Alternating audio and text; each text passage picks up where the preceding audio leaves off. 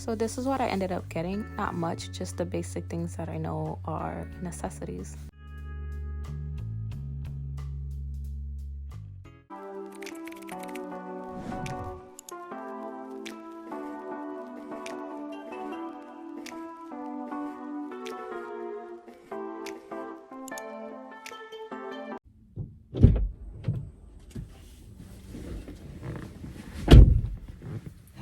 Hello. Welcome back to my YouTube channel.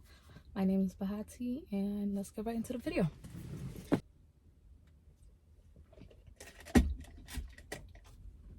Okay, so personally, I don't like getting items before school sometimes, just because you don't know if the items that you got are the items you're going to need during that school year, right? For example, one time I bought like a notebook and folder for one of my classes, and when I got to class, my teacher ended up giving us notebooks that she wanted us to use for her particular class, right?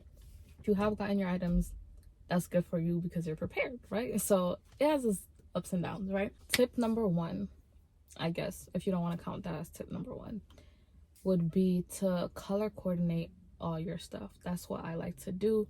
Like, whether it's like green for science and blue for math, or reading and red for writing and black for history, whatever it is, however you want to organize your items, make sure you have a notebook and a folder, and then you just organize it that way. So you have like a green notebook, a green folder, and you're like, okay, this is gonna go for science, whether it's like history or chemistry or whatever it is that you're taking. If you are taking like a math class, I specifically tend to get a notebook just for that class, just because with math you need to problem solve. So I like to have a notebook. My second tip has to do with textbooks, and this is to make sure you get your textbooks at a cheap price. If you can't find them online for a cheap price and you have to get them from your bookstore, make sure you can refund them, right? Make sure you can return them and get your refund back. This past spring semester, I got my books from the school bookstore, and they were like, oh yeah, you could refund them, you could return them, get your monies back, you can write in them if you want. And I was like, I can write in them if I want.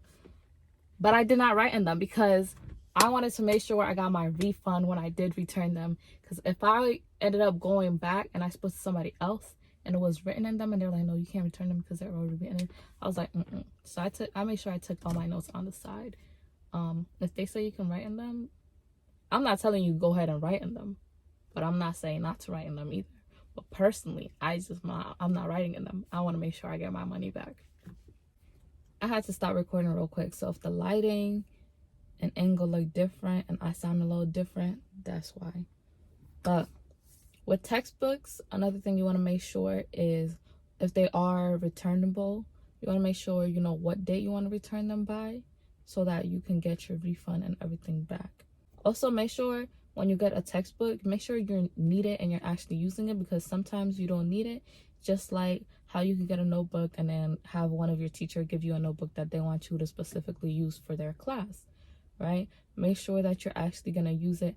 So I would personally say don't get textbooks until you're certain that you're going to use them. Like, I had a class where the textbook was really optional, and sometimes the teachers will end up putting the textbooks like online. Like, they'll scan the papers and put the chapters online. That way you don't have to actually go out and purchase the textbook.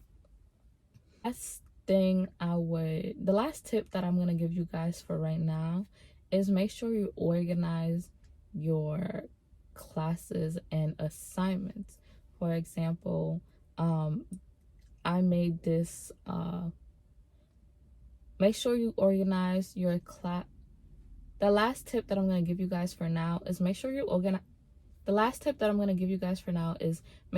organize your classes and assignments. For example, there's this Excel sheet that I created, this Google sheet that I created, and it has my classes, the assignment, and the due date on it. You can check off if it was done or if it's in progress of being finished, or if you haven't done it yet.